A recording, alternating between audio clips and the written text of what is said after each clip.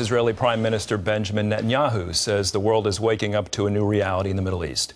Days after the elimination of Hezbollah leader Hassan Nasrallah, Israel continues to target what's left of the terror group's leadership. It's also carrying out long-range strikes against the Houthis in Yemen. Chris Mitchell has more. After eliminating Nasrallah and most of the Hezbollah leadership, Israeli jets continue targeting the remaining leaders, including a strike deep into the heart of Beirut early Monday. Netanyahu says Israel will continue attacking the terror group and taking on other threats in the region. We're changing the strategic reality in the Middle East. Changing the balance of power brings with it the possibility of creating new alliances in our region because of a simple reason, because we're winning. Our enemies and our friends return to see Israel as it really is, a strong country, a determined country, a powerful country. Netanyahu explained why Israel targeted the Hezbollah leader. Nasrallah was not another terrorist. He was the terrorist. He was the axis of the axis, the central engine of Israel's axis of evil. He and his people were the architects of the plan to destroy Israel. Islamic jihadists and their allies are mourning Nasrallah's death and swearing revenge. In the Iranian parliament and on the streets of Tehran, shouts of death to Israel rang out. We want retaliation, a quick retaliation. We will definitely take revenge for Hassan Nasrallah's death. Throughout Israel and even other parts of the Middle East, many celebrated. Israelis danced in Dimona, and Syrian rebels, who've long been targeted by Hezbollah in Syria, set off fireworks and celebrated. Israel is also carrying out powerful attacks on the Houthis in Yemen after they tried to hit Ben Gurion Airport this past weekend as Netanyahu returned from addressing the United Nations. In a veiled threat to Iran, the Israeli military chief of staff says the Jewish state can reach any enemy, no matter how distant. We know how to reach very far. We know how to reach even farther. And we know how to strike there with precision. In the U.S., the Biden administration is still calling on Israel to put the brakes on in Lebanon to avoid all-out war. Can an all-out war in the Middle East be avoided? It has to do. We really have to avoid this. Former Secretary of State Mike Pompeo disagrees. We should be saying plain and clear, finish the job. Nasrallah would be alive today if the Biden administration's ceasefire had gone into effect. The entire Hezbollah leadership would be alive today if the Israelis had agreed to the ceasefire. Well, Chris joins us now from Jerusalem. Chris, I'm so glad to hear this news cycle just moves so fast daily. What's next in Israel's military operations against Hezbollah? Is a ground invasion still possible at this point? Andrew, I think it's not only possible, but likely inevitable. We're already hearing reports of Israeli special forces that have been taking raids into Lebanon, actually, for the last recent months. And they include using Hezbollah tunnels to go across the border. CBN News was in one of those tunnels a few years ago. They're long, they're deep. And these raids could be preparation for a wider ground operation that some believe could come as soon as this week. The Israeli defense minister said to troops on the border, the elimination of Nasrallah was an important step, but not the end. And that he said, we need you too. And that would be boots on the ground. So it really does seem inevitable. Israel's been preparing for something like this for months, calling up reserves, training, massing armor and tanks.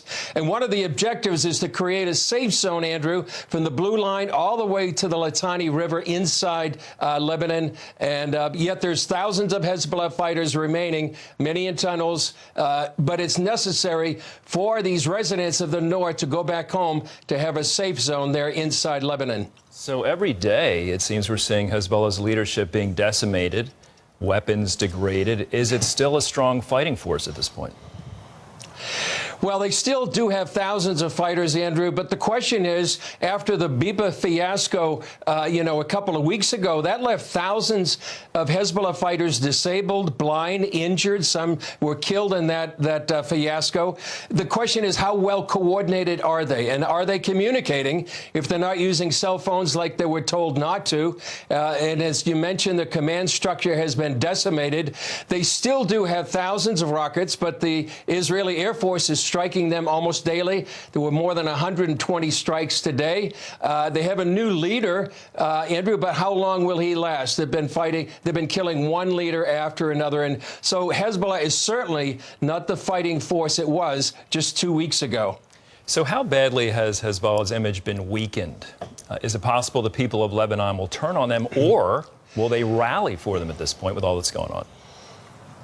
Well, their image has really been weakened significantly, and right now there's a political and a military vacuum inside Lebanon and also inside our potential allies to Israel. And Netanyahu has said, there's a changing balance of power in the Middle East and new alliances, and could they be forming behind the scenes? And are we at a tipping point inside Lebanon? And I think this is very important, Andrew. I got a message from an intercessor inside Lebanon, and he asked, do we dare pray for a new Middle East after all these things in the last couple of weeks? Is it time, he asks, for Lebanon to sign a peace treaty with Israel like Egypt and Jordan? A time for Lebanon to embrace the Abraham Accords? And he said it's very important to pray against civil strife in Lebanon, and especially between Shiites and Sunnis. Lebanon has a history of civil war, so pray for unity. And people should know that inside Lebanon, throughout the Middle East, there's really a fervent prayer movement going on throughout the region.